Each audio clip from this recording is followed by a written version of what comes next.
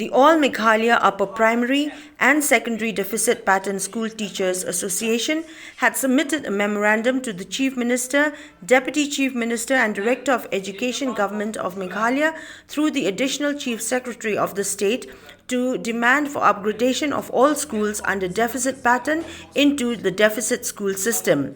Speaking during a press conference held on the 7th of September 2022, one of the members of the association said that while the 13 schools under deficit pattern, though eligible for upgradation in 1989, were left out, but they were only granted aid in 1993 with only basic scale of pay and dearness allowance as benefits.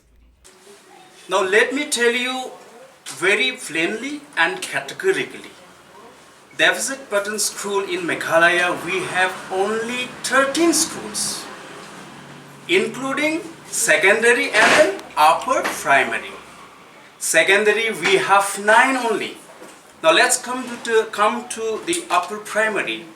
We have 3 upper primary schools in the region of Garo Hills. Then we have only one Kasipna Deficit Pattern School, UP school. It is in Jaintia Hills district. Altogether, teaching staff in secondary and upper primary section 106 and non-teaching staff both upper primary and secondary we have only 21. Altogether, when we add all together, it comes only 127 in numbers, which is very small in number. This is very, how to say, unfortunate for all of us.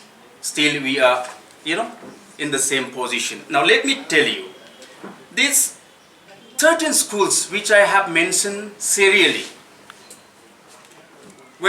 had been left out in the year of 1989 for upgradation into our full-fledged deficit system, though these schools were eligible at that point of time.